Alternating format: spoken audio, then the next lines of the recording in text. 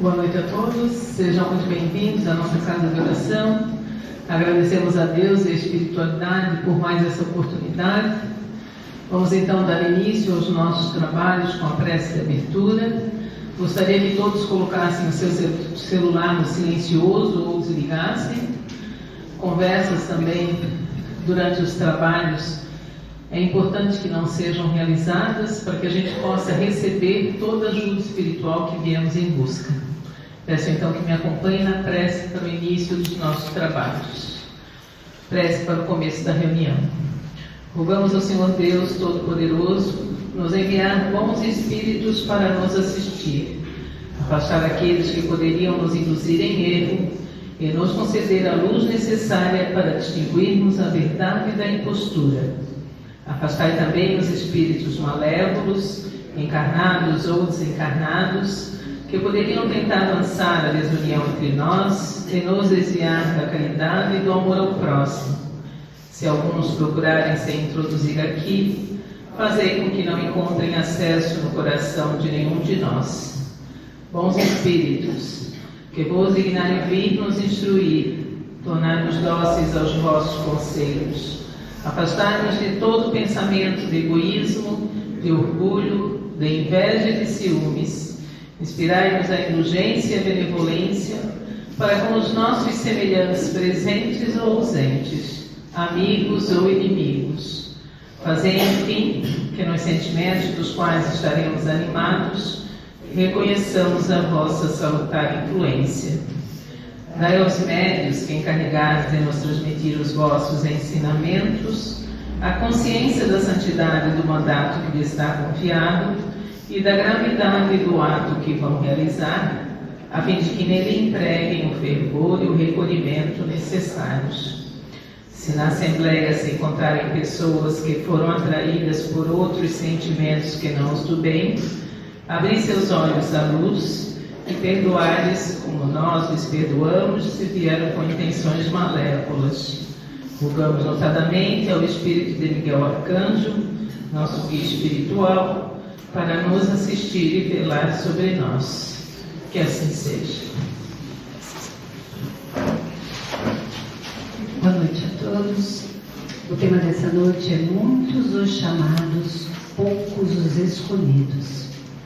Mais de 150 mil pessoas morrem por dia no planeta Terra, nas mais movimentadas e maiores cidades, como também nos mais humildes lugares, vilas e campos. Deixam seus corpos físicos e partem ao encontro das realidades que construíram. Existem os que sabiam que sem mérito não iriam evoluir e batalhar, esforçaram-se e agora fazem por merecer vida digna. Há, no entanto, os que se consideravam espertos e agora querem os mesmos direitos dos que trabalharam, nada fazendo, e alimentam a absurda pretensão de enganar o Criador, transgredir suas leis e ainda se sair bem.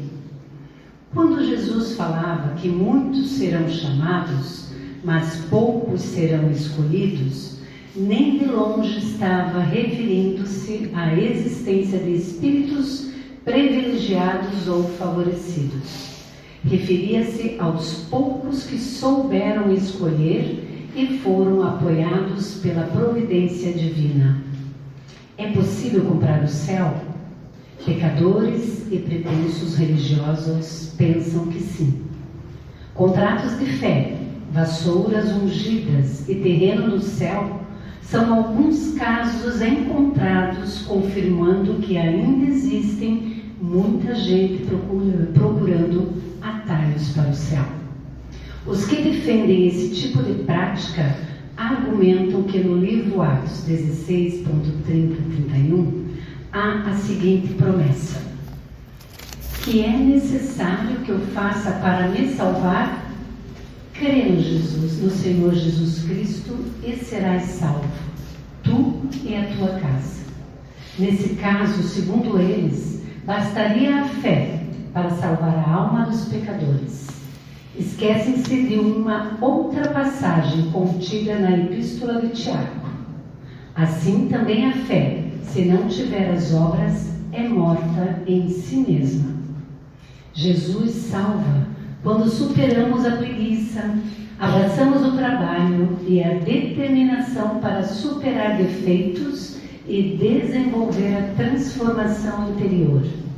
O autêntico cristão aceita Jesus e a sua salvação, mas sabe que precisará batalhar, merecer, amar e praticar a caridade. A qual grupo você pertence? Ao time da preguiça? Dos espertos? Daqueles que ainda estão querendo comprar indulgências ou pretensos salvocondutos? Nesse caso, essas palavras não lhe servem, muito menos todo o manancial do Cristo, e você está arriscado a cair em mãos inescrupulosas e estelionatárias, que lhe prometerão o céu em troca de alguns trocados. Ele provocará decepções ao descobrir que foi enganado, ao conhecer a vida verdadeira. Mas se você está disposto a suar, trabalhar, estudar, concentrar suas forças e energias para tornar melhor, se está disposto a promover a transformação moral e a minimizar más tendências, e se toda noite faz sua reflexão para identificar erros cometidos durante o dia, a fim de evitá-los no dia seguinte, então você já pode se considerar um espírito a caminho do bem, à procura do verdadeiro mérito, que lhe abrirá ainda mais as portas desta existência e da espiritualidade maior. Que assim seja.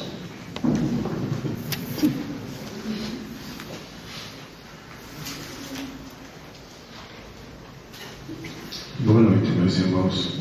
Que a paz do Mestre esteja com cada um de vocês. A gente sempre chama de Jesus de Mestre, porque Ele nos mostrou o caminho. É um mestre, é um professor. E não aquela ideia errada que muitos têm, que Jesus veio tirar os pecados do mundo, redimir os pecados do mundo. De maneira nenhuma. O mérito sempre tem que ser de cada um de nós. O que Jesus veio fazer aqui como um mestre, Ele veio mostrar o caminho, como nós devemos percorrer, qual o caminho que seria mais útil e rápido para a gente conseguir superar aquelas atitudes nossas que a gente entende como errado. Jesus nada mais é que um mestre, um professor, um espírito extremamente evoluído, mas que ele veio aqui simplesmente mudar até uma cultura, principalmente da época, e dizer: o principal de tudo é você se amar e amar os outros. E o que isso tem de tão importante?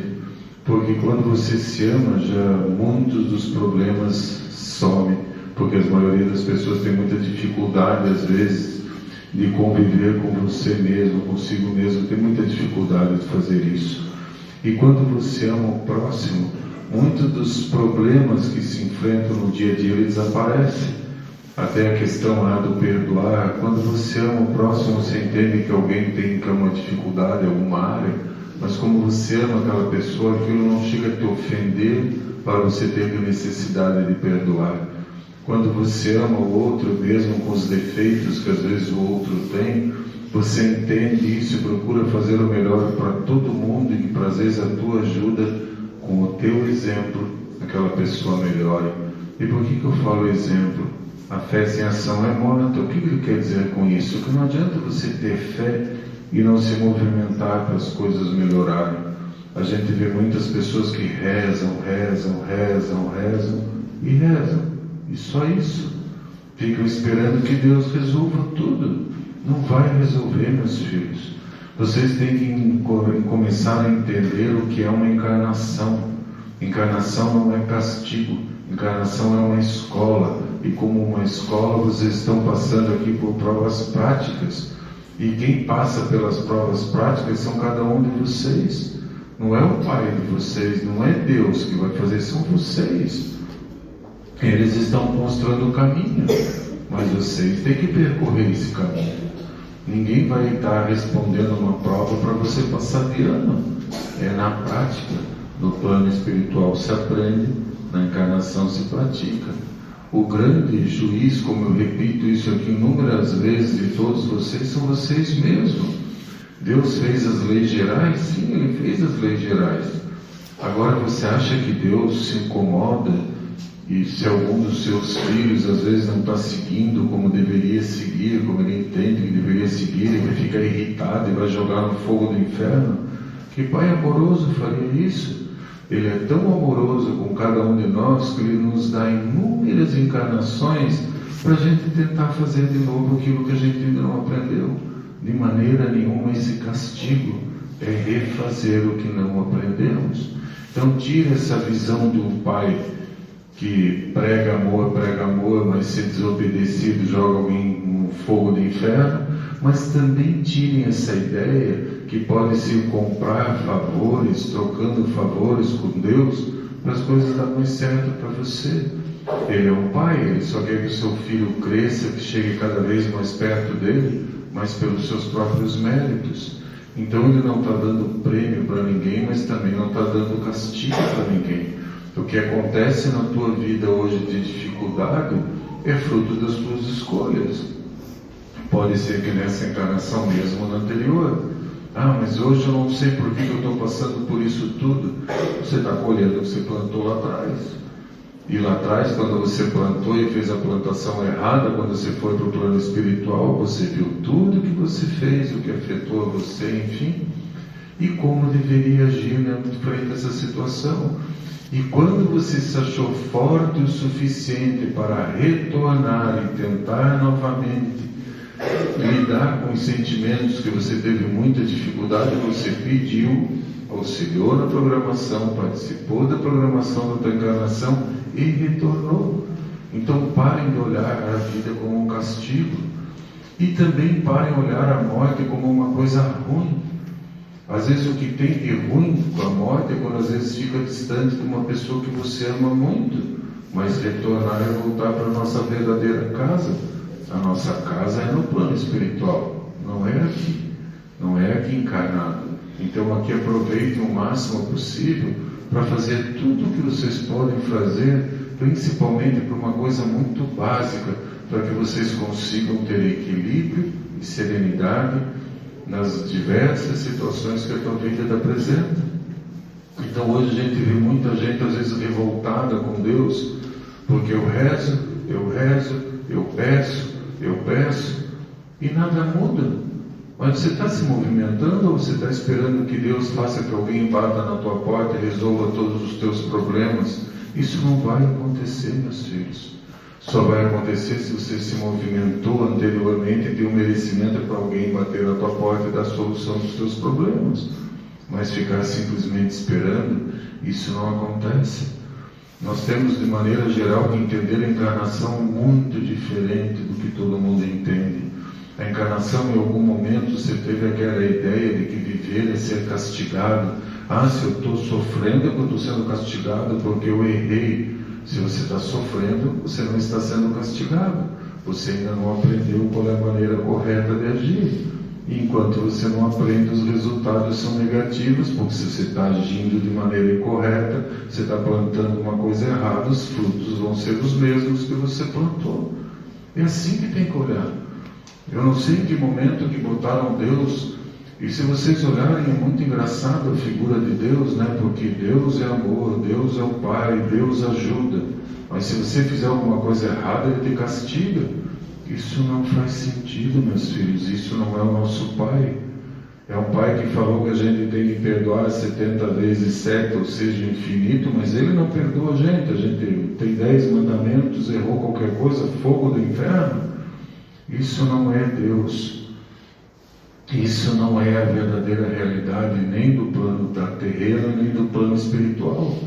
Aqui simplesmente é um colégio interno, que vocês vão ficar internados aqui 20, 30, 100 anos, aprendendo, treinando e principalmente ensinando aos outros que estão em volta de você. Porque também a gente vê muitas pessoas que estão assim preocupadas com seus problemas, só os seus problemas são os piores do mundo, tudo é difícil para mim, e se entra nesse tipo de energia, e às vezes a pessoa que é a solução dos teus problemas está ali do teu lado, mas você não enxerga nada, só o meu problema, só a minha dificuldade, só a minha dor. E como é que Deus vai fazer para te ajudar assim? Deus sempre coloca os seus filhos para ajudar outros, filhos encarnados ou desencarnados. Mas se você parar também a tua vida e ficar sofrendo e se lamentando e reclamando, como que você vai receber ajuda? Porque nem o plano espiritual daí consegue te intuir uma solução, porque a tua energia está tão pesada que você não vai escutar essa intuição ou não vai aceitar. Então tem que ter um equilíbrio. O principal de uma encarnação é equilíbrio. Não é fácil, nós sabemos disso, não é fácil. Mas como até está falando ali na palestra, se você já está se movimentando, se está tentando fazer o melhor possível, se modificar aquilo que você entende que está errado, se você está tentando fazer o melhor, já está valendo muito para uma encarnação. E por que está valendo muito? Porque tem pessoas que passam uma encarnação inteira achando que elas estão completamente certas, que todo mundo que está em volta está errado, e que todo mundo que está em volta tem que se modificar porque ela é a pessoa certa. E não tem ninguém totalmente certo, ninguém totalmente errado. Todos participam de alguma maneira de todas as situações. Então essa pessoa ainda vai ter que retornar muitas vezes para começar a enxergar a vida de uma maneira diferente. O pior ainda é aqueles que falam assim, né? Eu sei que eu estou errado, mas eu sou assim mesmo, vou continuar. Tudo bem, é a tua escolha. Deus está com raiva de você? Claro que não. Só que com certeza você vai ter que retornar e retornar até você começar a enxergar a vida de uma maneira diferente. E não é castigo, é aprendizado. É assim que vocês têm que olhar uma encarnação. Uma das coisas mais difíceis é fazer encarnado tentar pelo menos enxergar as diversas situações de uma maneira diferente. Encarnado bota aquilo na cabeça que assim não quer nem escutar às vezes o que a outra pessoa fala. E quem sabe aquela pessoa está ali para te mostrar um outro lado, uma outra visão de uma situação que ia te ajudar muito. Hoje em dia, para falar a verdade, a maioria das pessoas elas não querem escutar ninguém. Elas já querem responder, já querem retrucar, ou não querem nada, querem sair daquela situação que não querem perder tempo escutando o problema dos outros, que eu já tenho os meus. E vai ver que ali está a solução do teu problema. Deus está dando cada vez as facilidades para vocês. A vida está se tornando cada vez mais fácil, no sentido que hoje em dia ninguém mais precisa plantar a sua comida, caçar a comida, fazer roupa e assim por diante. Vocês têm toda uma facilidade, uma tecnologia na mão. E para que isso? Para vocês conviverem cada vez mais. Porque a gente ensina e aprende com o próximo, seja quem for o próximo, dentro de casa, no trabalho, vizinho e assim por diante. Mas parece que quanto mais facilidade se tem, mais vocês se afastam das pessoas. Tem pessoas que estão conversando com outras do mundo inteiro, mas não conversam às vezes com a pessoa que está sentada do teu lado no teu sofá ou na tua mesa. Tem pessoas que estão dentro de casa, famílias conversando através do celular. Não se dão nem o trabalho de tudo bem, como é que você está? Dá um abraço, enfim. Aí quando a pessoa morre, pronto, vira aquele drama. Porque eu devia ter dedicado mais o meu tempo, porque eu devia ter prestado mais atenção, porque isso, porque aquilo. O que adianta? Já morreu. Será que não está na hora de fazer isso agora? Olhar para o lado, porque quando Deus falou que a gente tinha que ajudar o próximo é quem está literalmente próximo da gente. E às vezes é aquele próximo que nos testa tanto de maneira negativa, e olha isso como alguém que está te ensinando o que não fazer, porque aquilo você já sabe que causa uma dor. Então não faça a mesma atitude com os outros. Está te ensinando de uma maneira às vezes complicada a aprender paciência, equilíbrio, perdão, tolerância. Porque é assim que às vezes a gente aprende quando eu falo, bom, eu não posso mudar a cabeça das pessoas que estão em volta de mim, então eu vou usar o meu livre-arbítrio para mudar a minha maneira de encarnar isso, que me traga o mínimo de desequilíbrio e sofrimento possível. Mas de maneira geral todo mundo quer mudar os outros. Se você não consegue mudar a tua cabeça, a tua maneira de agir, por que você quer que o outro mude? Por que para o outro sempre é mais fácil? E quantas vezes a gente vê pessoas dizendo, puxa, essa pessoa tem que mudar, que ela está muito errada. Mas quem está errado é ela. É ela que está agindo de maneira errada e está querendo impor para que os outros ajam da mesma maneira. Então, meus filhos, o que mais a gente pede para vocês, equilíbrio. Uma coisa que a gente tem repetido muito, parece uma coisa tão simples que a maioria não faz. Chegue no final do dia e veja o que você fez no dia de hoje. O que você fez que deu certo, o que você fez que deu muito errado. O que você olhou que uma outra pessoa fez, aprenda com o exemplo dela. Se for positivo, tente fazer. Se for negativo, não faça. Eu falo muito, se você vê alguém fazendo alguma coisa negativa, não repita. Porque como as pessoas às vezes reclamam do jeito que são tratadas no local de trabalho e chegam em casa e tratam a família do mesmo jeito.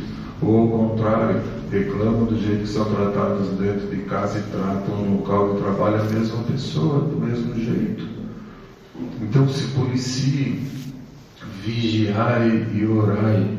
Isso é uma das frases mais importantes, e a maioria não vê o peso disso. É vigiar os teus pensamentos, a tua maneira de agir.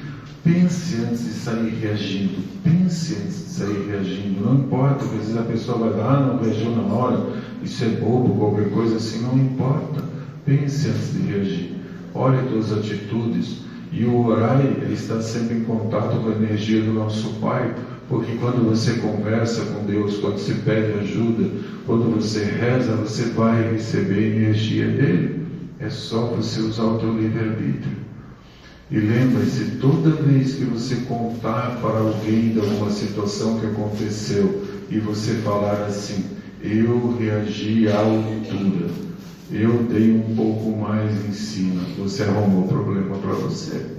Porque se aquilo deu um sofrimento, te trouxe dor, te magoou, e você respondeu do mesmo jeito, você também deu sofrimento, criou problemas para o outro. Trocas de energia negativa. Semelhante atrai semelhante.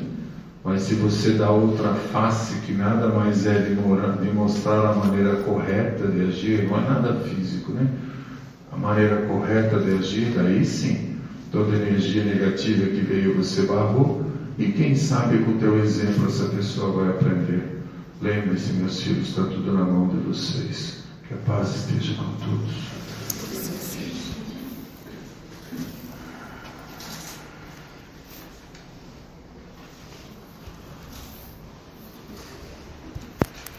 Acho que é meu dedo. Ou é o dedo, não sei. No dia 31.